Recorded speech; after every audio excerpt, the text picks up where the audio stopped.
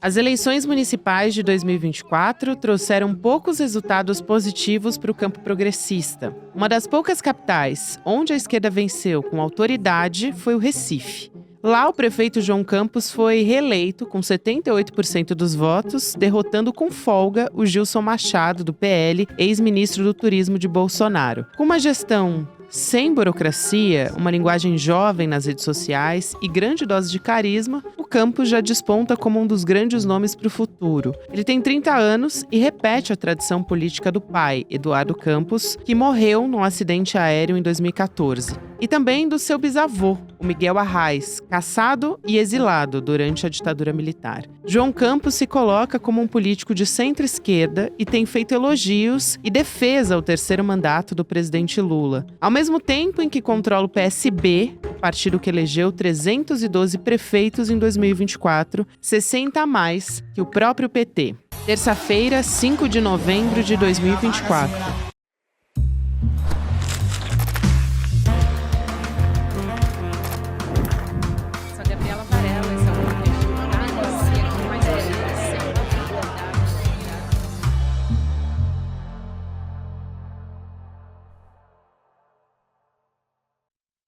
Olá, seja muito bem-vindo, seja muito bem-vinda. Eu sou a Gabriela Varela e esse é o Videocast em Detalhes.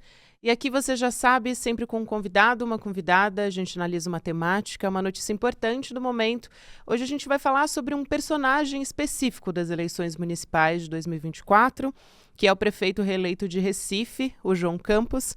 E eu vou conversar com a jornalista, também colunista, Betânia Santana. Betânia, obrigada por aceitar nosso convite, seja muito bem-vinda.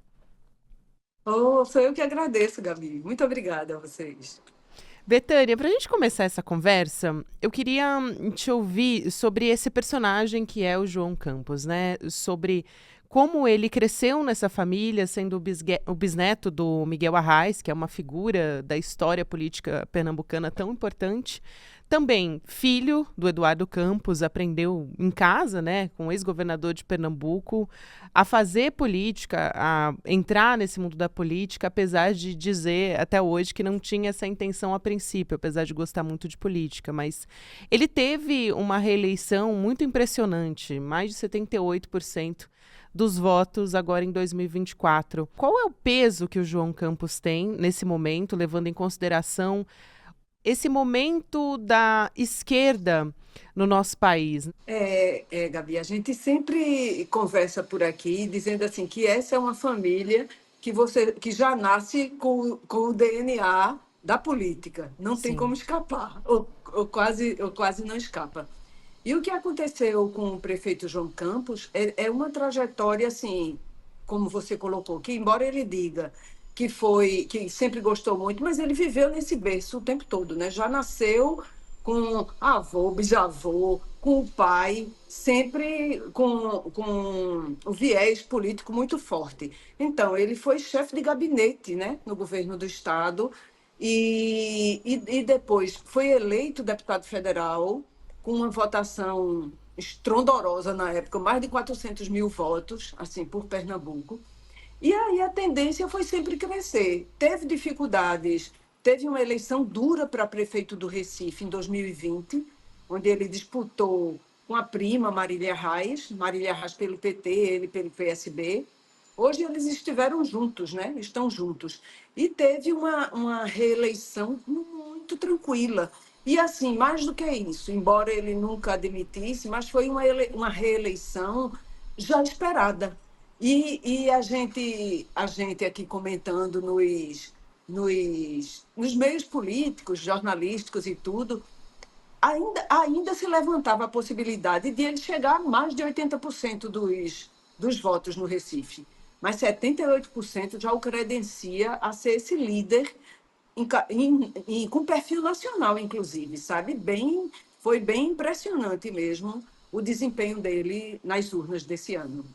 Foi muito impressionante e acho que é, como você disse, né, Betânia, é indissociável fazer essa comparação da imagem do João Campos, porque ele tem essa herança, ele é um herdeiro político da família Arraes Campos, né, que tem inclusive uma briga histórica que mudou um pouco o cenário com o pai do João Campos, o Eduardo, mas Dentro dessas características, o que que você destacaria que ele herdou de mais relevante, talvez, essa figura de como ele atua hoje? E claro que ele tem um jeito muito próprio também, porque está muito atualizado com o seu tempo, né? Um político do seu tempo que Uhum. tem um destaque nas redes sociais, mas como era a popularidade do bisavô dele na época, que era muito forte, e do pai dele também. Ele tem, apesar de estar muito presente nas redes sociais, também essa característica do corpo a corpo nas ruas também, né? Com os eleitores. O, a rua dele é tão forte quanto as redes. O que as redes sociais mostram é justamente o que ele vive nas ruas. E, Gabi, eu te digo isso com muita tranquilidade, assim, porque a gente tem acompanhado muito a agenda dele. Tanto a agenda administrativa, a agenda de entregas, a agenda que onde ele entrega escolas, entrega creches, entrega unidades de saúde, praças, que tem sido muito forte dele, parques, qualquer coisa que ele faça, vira uma festa. E a gente tem acompanhado muito algumas dessas agendas, e também durante a campanha a gente acompanhou, seja para fazer matéria, seja só para observar como é como é essa chegada dele, né? Como é que o povo abraça, como é que ele abraça o povo, como é esse acolhimento. E é uma coisa forte de ver. Eu não acompanhei a trajetória do avô dele, a não ser por leituras. Também não acompanhei muito as agendas do pai. Mas o que eu posso te dizer, e o que todo mundo diz, é que essa herança é forte, fortíssima, e que tem histórias muito engraçadas nas ruas. Quando ele chega, o povo fica esperando. Na verdade, o povo fica esperando. E aí eu disse assim, eu vou acompanhar, porque não é possível que em nenhum lugar ninguém faça críticas, ninguém reclame da atuação, ninguém faça cobranças. Como é que se dá esse perfil de João Campos prefeito, João Campos candidato, junto a essa população? Aí eu fui transitar por várias áreas, zona oeste do Recife, zona norte do Recife, a zona sul, nas áreas mais pobres especialmente, e a área central também. Aí um dia ele foi fazer uma... Ele teve dois momentos assim marcantes. Um, ele foi fazer uma entrega de um quiosque numa uma avenida aqui chamada Brasília Formosa, de um bairro que tradicionalmente é petista, muito forte, porque era uma área de palafitas e que era uma favela imensa, e que com a ação petista foi no governo de João Paulo, e o presidente era Lula. Eles deram uma cara nova à comunidade. Então, deixou de ser uma área de palafitas para ser uma comunidade. Aí estava todo mundo enlouquecido, esperando João Campos. Era a entrega só de um quiosque, de uma reforma grande que a prefeitura fez na orla. E foi uma festa, e estavam lá os barraqueiros, gente da comunidade, gente articulada, alguns políticos, alguns vereadores. E aí tem uma amiga minha que morava na área e ela disse assim: ai, Beta, só as comunidades mais pobres que fazem isso com o prefeito. Aí eu disse: será? Será mesmo que é só nas comunidades mais pobres? Aí, nesse mesmo dia, ele tinha uma agenda em um outro bairro, que era um bairro mais classe média alta, chamado Madalena, aqui na zona oeste do Recife. Ele foi entregar uma praça da infância. Aí eu disse, sabe o que é que eu vou fazer agora? Eu vou para esse bairro para ver como é que está a receptividade lá também. Oh, Gabi, a receptividade foi a mesma, para uma proposta diferente, e de públicos variados. Assim, tanto faz crianças, jovens, adolescentes, é muito acolhedor, idosos. Todo mundo estava no bairro da Madalena esperando o prefeito João Campos, na mesma festa, com a mesma alegria que se esperou e que se acolheu lá no bairro de Brasília Teimosa, que é um bairro na Zona Sul, mas um bairro mais pobre, de um outro nível, né? Uma classe média baixa, assim. Então, assim, a gente foi observando o quanto ele é popular. E teve um outro episódio, e aí eu também presenciei, ele foi andar pelas ruas centrais do Recife. Quando ele entrou pelas ruas centrais, eu digo, quero só ver. Ele inaugurou uma praça que estava bem acabadinha, era a Praça Maciel Pinheiro, onde fica o busto e fica em frente onde a escritora Clarice Lispector, ucraniana, né? Mas que viveu aqui no Recife. E aí tem em frente à praça a casa de Clarice, que inclusive vai ser reformada. Ele inaugurou essa praça, saiu andando pelas ruas centrais do Recife, atravessou pontes e tal, e chegou do outro lado de uma das pontes, né, numa rua chamada Rua Nova. E aí, ele transitando, aí eu disse, não é possível que ninguém faça nenhuma cobrança. O povo só quer selfie, É quer beijo, quer impressionante. entregar carta. É impressionante. Aí, nessa rua, por onde ele estava passando, e o povo gritando, aí um senhor reagiu dizendo assim, é, todo mundo só quer tirar selfie, abraçar o prefeito, eu quero é que ele cuide, e libere a ponte giratória. A ponte giratória está em reforma há um bom tempo, há mais de um ano. E foi interessante perceber, porque com a reforma dessa ponte, ela foi interditada e o trânsito mudou muito. Agora a cidade já está mais adaptada, mas foi uma mudança grande no trânsito da área central do Recife. E aí esse senhor bem irritado. Aí eu disse assim, ele falando para mim, aí eu disse, e por que o senhor não reclama a ele mesmo, ao prefeito? Ele está vindo aí, fale com ele, né? Porque até para ver qual seria a reação. Tô bem Aí ele, curiosa. e ele vai e ele vai ligar para isso, ele vai ligar para mim, eu digo, faça. Aí nisso o prefeito vinha, né? O prefeito vinha chegando e ele abordou o prefeito e disse assim: "Eu estou muito irritado". Aí ele parou tudo para ouvir aquele senhorzinho, depois de várias selfies. Aí o senhor explicou, não, porque. Aí ele foi. A ponte giratória está aí, o trânsito está um inferno, a área central está um inferno. Aí ele, com muita tranquilidade, olha, deixa eu explicar para o senhor.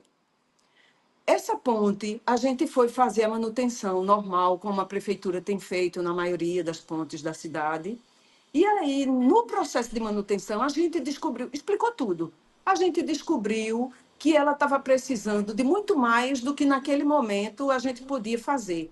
Precisava-se de um projeto estrutural, parará, porque as dificuldades eram maiores, não sei o que lá, não sei o que lá. A manutenção ia ser muito maior. Aí, por isso, não sei o que, não sei o que lá. Aí, daqui a pouco, sabe o que aconteceu, Gabi? Estava o senhorzinho pedindo uma selfie com o prefeito João Campos. Olha Assim, só, o é, plot twist da história, né? É isso. muito interessante como ele reage a essas críticas também. Acho que as pessoas talvez que estejam nos acompanhando, porque foi um fenômeno tão grande o João Campos, né, Betânia, que muita gente foi assistir a entrevista dele no Roda Viva e se surpreendeu com a tranquilidade com que ele estava dando as respostas ali. Ele foi indagado bastante, não só sobre ele como uma figura tão preeminente, mesmo tendo só 30 anos de idade, né, já como cabo eleitoral até, mas também pensando no futuro, né? Até você foi uma das jornalistas que perguntou sobre a possibilidade de ele ser um candidato aí futuramente. Eu pergunto também, lá no passado, quando o João Campos foi eleito prefeito pela primeira vez, a revista Piauí fez um perfil dele. Isso foi em abril de 2021. E aí eu fui reler antes da nossa conversa para ter uma ideia de qual era a postura dele naquele momento. Eu achei muito interessante porque os adversários políticos dele já diziam, lá em 2021, durante a Covid, ele já acompanhado da equipe dele de redes sociais, inclusive saíram matérias dizendo que a equipe é a mesma que fez a campanha eleitoral agora, claro, talvez um pouco mais robusta, mas é uma equipe muito antiga que já conhece, já acompanha o trabalho dele. Os adversários políticos diziam justamente que ele continuava em campanha eleitoral, mesmo depois de ter sido eleito. Então, achei interessante esse fenômeno. E eles foram atrás de conversar com figuras políticas de Pernambuco, como, por exemplo, o ex-senador Armando Monteiro.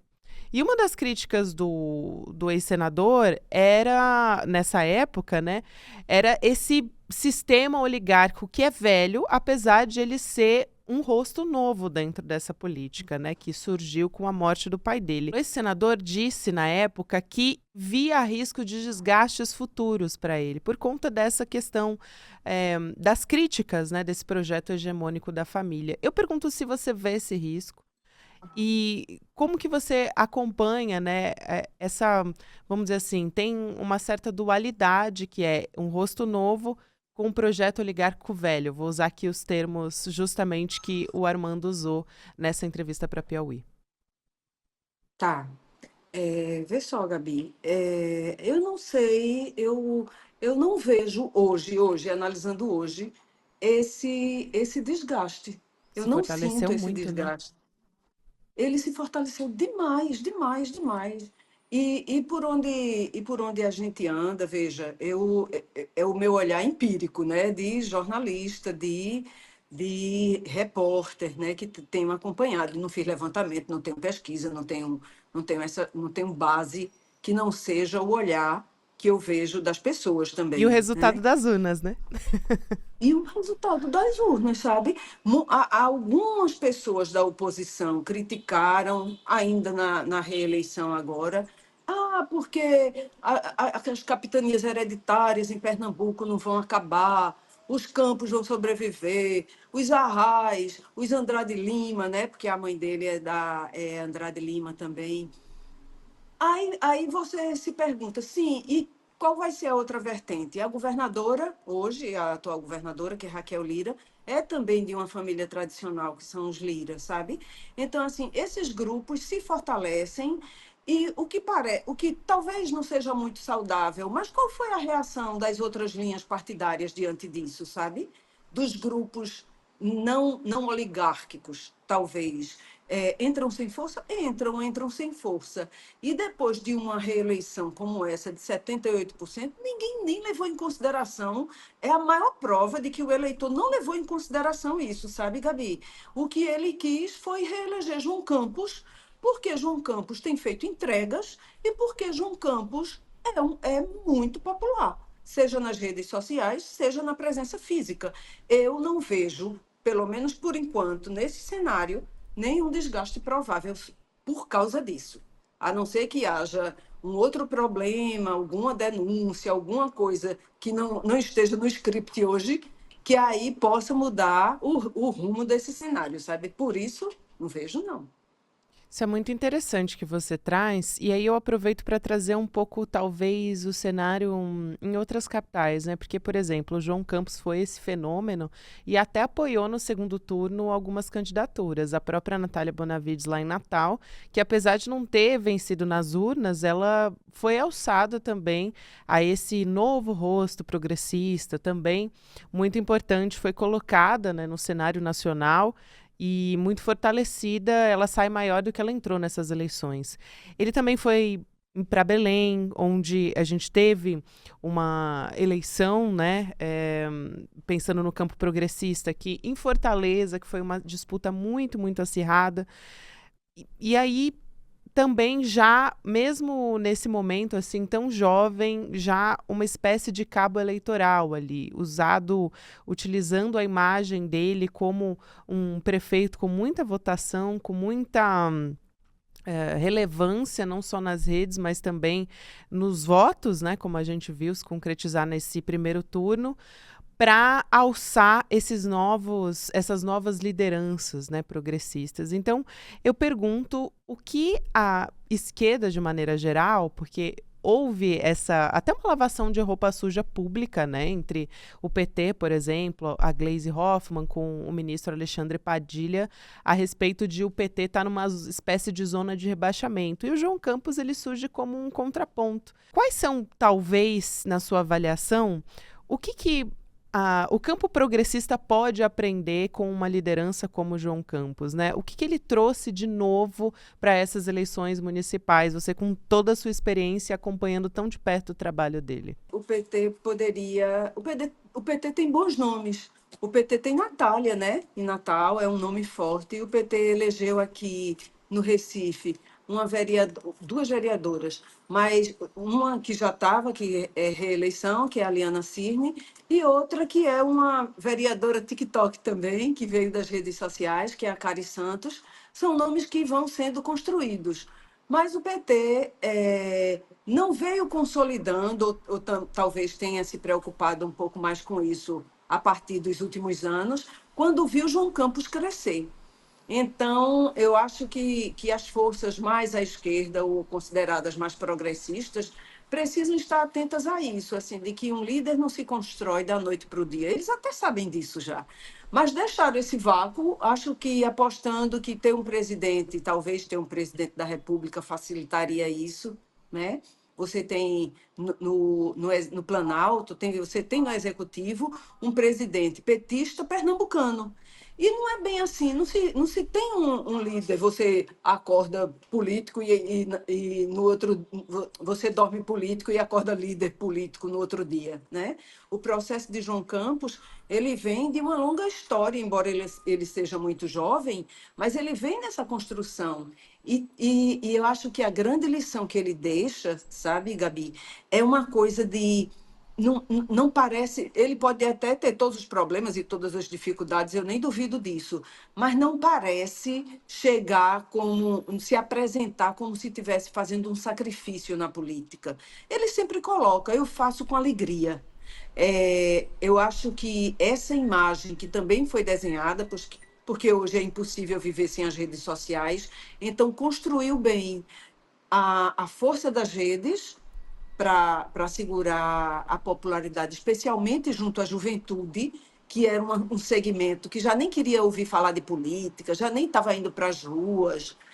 E essa força, e a força administrativa. Ele tem uma equipe muito boa, ele formou uma equipe que está antenada, que está fazendo entregas, que está trabalhando coesa, ninguém está separado, que está todo mundo junto. Então, eu acho que fica muito claro esse recado da formação. Você tem que aliar as duas coisas, uma pauta administrativa junto a uma pauta política, porque ele também tem se dedicado a ampliar o leque. Veja, é uma outra coisa, mas que tem que ser levado em consideração. Quebrar as arestas, quebrar radicalismos. Por exemplo, ele tem petistas no governo, mas ele tem gente do União Brasil. Ele fez meio o que Eduardo Campos fez, né, no governo, ampliou o leque das forças políticas. Quem imaginaria o PT junto do União Brasil há algum tempo? Aí hoje eles trabalham com algumas resistências ainda do PT junto aos líderes do União Brasil. Sabe, esse contraponto e essa força política que João Campos alinhavou e que se mantém costurada no governo dele e que deve se repetir na próxima gestão. Eu acho que é bem isso. A gente tem, por exemplo, a gente falou sobre a eleição em Fortaleza, que foi muito acirrada. O candidato do PL, que perdeu nas urnas, o André Fernandes, ele tem mais de 2 milhões de seguidores. O Evandro Leitão, que foi eleito, ele tem 206 mil seguidores. Estou falando aqui da rede social do Instagram. Diferente do Sim. João Campos, que tem, assim, ele é um fenômeno de Instagram, mais de 2 milhões e meio de seguidores. Então, até que ponto as redes sociais hoje decidem uma eleição? Acho que a gente já viu que não, mas cada vez mais ela tem um peso mais importante, né? Antes a gente tinha o tempo de televisão e também o dinheiro como as principais ferramentas para decidir uma eleição. Acho que a máquina ainda é muito importante, tanto que a maioria das cidades brasileiras a gente teve reeleição com máquina, né? Falando de eleições municipais. Agora, o quanto as redes sociais se tornaram uma ferramenta importante, pensando já, por exemplo, o João Campos já é um candidato assim, virtual ao governo de Pernambuco em 2026, né? E vai continuar investindo e viu que é importante para ele investir em redes sociais desde que ele foi eleito. Quer dizer, desde a Covid ele já fazia o trabalho que ele faz hoje. Mas o quanto as redes sociais são importantes nessa equação? As redes são inegavelmente muito importantes, não são decisivas, como a gente observou. E até no Roda Viva, é uma coisa que ele já vinha dizendo, e no Roda Viva ele repetiu com mais ênfase. Até acho que até foi uma pergunta minha. Eu tinha colocado para ele que nos discursos ele lembra muito hoje que em 2020, quando ele foi eleito pela primeira vez prefeito do Recife, todo mundo criticava, muita gente não apostava que ele fosse conseguir dar conta da administração de uma das principais capitais do Nordeste. Ele sempre brinca dizendo assim, o que de melhor me chamava era de príncipe, era uma brincadeira. Hoje ele é chamado de prefeito TikTok, né? Porque por essa Sim. abrangência aí nas redes sociais.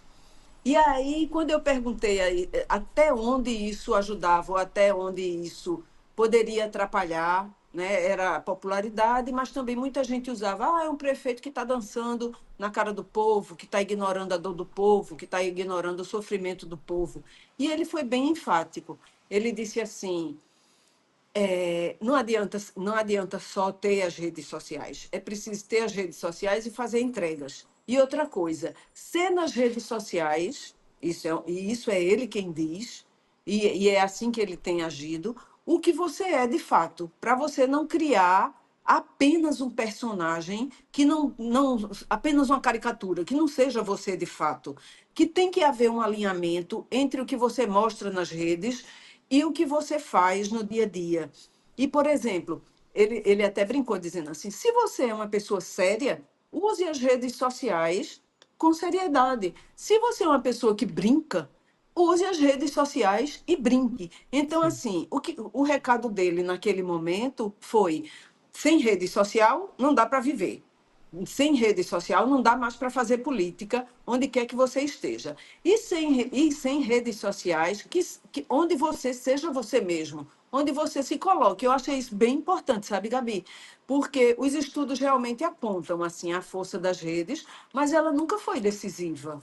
O, o, a, a força da máquina talvez tenha sido, em algumas cidades, muito mais decisiva, muito mais importante do que as redes sociais. Mas esse balaio todo, esse conjunto de coisas, ajudam muito, né, no contexto geral. É isso. Sem dúvida, ainda mais num contexto em que a extrema-direita domina muito bem a ferramenta das redes sociais, e é uma crítica que se faz também sobre a dificuldade, né, de ter essa comunicação também por parte do campo progressista, porque muitos especialistas dizem que virou uma comunicação própria da direita, tanto que o X, o antigo Twitter, é um lugar em que a extrema-direita propaga fake news, virou um campo muito próprio ali dessa discussão. O Telegram também é muito utilizado para isso, então acho que ele consegue romper por meio dessas estratégias do marketing, enfim, da campanha dele e também da equipe que acompanha ele há tanto tempo, consegue romper com essa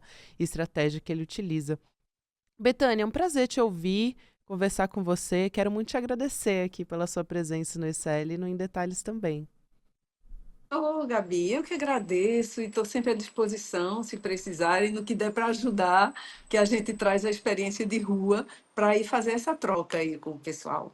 Com certeza, é fundamental e a gente se fala em breve. Obrigada e parabéns pelo seu trabalho. Obrigada a Acompanho. você.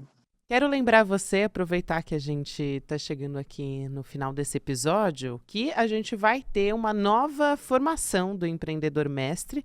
A gente está abrindo inscrições para a terceira turma, vai ter uma aula do Eduardo Moreira para começar esse curso, que vai ser o segredo das vendas e da persuasão também. Então, o Edu vai te ensinar como contar histórias que engajam, para você decolar, né, nesse campo, nesse seu negócio, e começar a realizar esse sonho no campo do empreendedorismo e também reunindo os melhores professores desse mercado. Então, ele vai trazer ferramentas, não só ferramentas práticas, mais realistas, respeitando, né, esses valores que você tem e aprender a hackear esse sistema capitalista, disputar com os grandes também. Então não perde a nossa primeira aula do Empreendedor Mestre, vai ser no dia 14 de novembro, 8 horas da noite, e você pode fazer a sua inscrição aqui por meio do Em Detalhes, em detalhesicl.com.br, para garantir a sua vaga e assistir essa primeira aula e ver tudo que vem por aí. Você fica com o Mercado de Investimentos, na sequência vem o Rolê ICL, e para você que nos ouve nas plataformas de áudio, você pode ouvir o Em Detalhes em qualquer momento do seu dia. Obrigada e até amanhã. A Universidade de Harvard fez uma pesquisa que tem um resultado interessantíssimo. Uma história bem contada tem a possibilidade de aumentar em até 50% as vendas em relação a uma história mal contada de determinado produto. Mas não é só a venda de um produto que uma história bem contada pode ajudar. Ela pode ajudar as pessoas a se engajarem numa causa. Ela pode ajudar as pessoas a fazerem uma revolução. O poder das histórias é muito grande. E é por isso que no dia 14 de novembro, uma quinta-feira, às 8 horas da noite, no horário de Brasília, a gente vai lançar a nova turma do Empreendedor Mestre com a aula O Segredo das Vendas e da Persuasão. Como contar uma história que pode melhorar suas vendas, melhorar o engajamento das pessoas e te fazer alcançar o seu objetivo. Se inscreva agora gratuitamente nessa aula histórica e imprescindível. E no dia 14 de novembro a gente está junto. Um abraço.